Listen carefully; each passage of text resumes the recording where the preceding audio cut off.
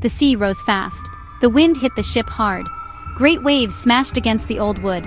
High above, the sails tore with a loud crack. Cold water came over the deck, pulling at the men's feet. The ship was a small toy in the hands of a very angry sea. A man stood alone on the ship. He seemed separate from the chaos around him. He had a secret in his heart, a heavy secret that felt like a stone. Before the storm, Jonah had paid for his ticket. He did not listen to the voice of God. He chose to leave. He hoped to sleep through the journey, but the storm had come for him. The captain of the ship was looking for him. The captain's face was tired. The captain's face was very scared. He came to the dark place where Jonah sat. He said, "Why are you sleeping? Stand up right now. Call on your God for help. Maybe your God will see us and save us from this terrible storm." He felt a deep cold inside him, colder than the sea. The men tried everything they knew, but the sea did not listen. So they decided to cast lots. The lots were small stones. The lots were pieces of wood. They threw them, and the lots fell to Jonah. All the men turned and looked at him. He could not hide the truth any longer. "Why did this happen to us? Who are you? What is your job?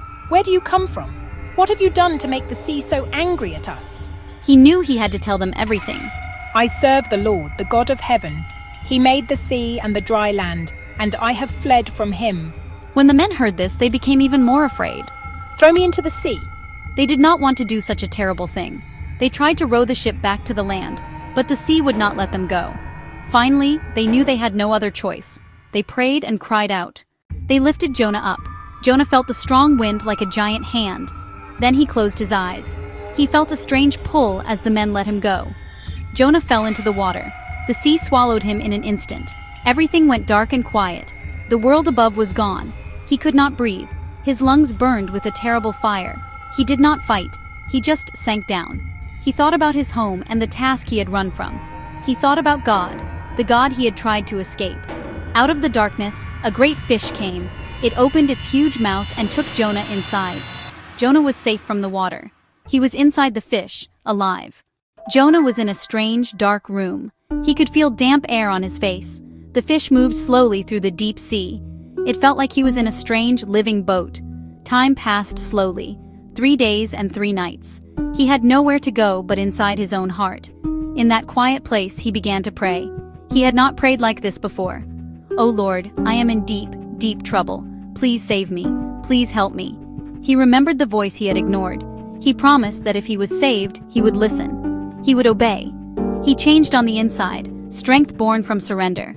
He knew he must obey God, and he waited. On the 3rd day, the great fish began to move differently. It swam quickly toward the shore, into the shallows.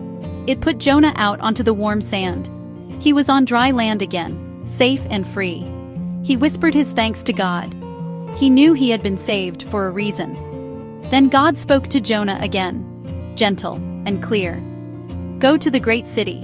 Go to the city of Nineveh. Speak to the people there. Tell them to turn from their wrong ways." The job was the same, but this time Jonah was different. Nineveh was very large and powerful, and he was afraid. He remembered being lost and then found. He remembered mercy. He started the long walk to Nineveh. He did not run this time. He walked through the gates, one man, one message. He shouted so everyone could hear, "In 40 days Nineveh will be destroyed." At first some laughed, but the message began to sink in. The people started to listen and think about their lives. Some took off their fine clothes and put on sackcloth. The news reached the king. He put on rough cloth and sat in ashes. No one was to eat or drink. All were to pray to God. "Turn from evil ways and from violence," the decree said. God saw their change of heart and had mercy. Jonah saw that God had forgiven the city, and he was angry. He wanted to see what would happen next. Its big leaves gave him shade, and he was glad. But the next day, God sent a worm. The plant withered and died. The sun beat down. "It is better for me to die than to live." God asked, "Is it right for you to be so angry about this plant? "Yes, angry enough to die." You cared for this plant you did not grow. Should I not care for Nineveh?" He did not have an answer. The word settled into his heart. Life went on. Mercy was changing the world. Jonah sat under the open sky, with room in his heart for hope.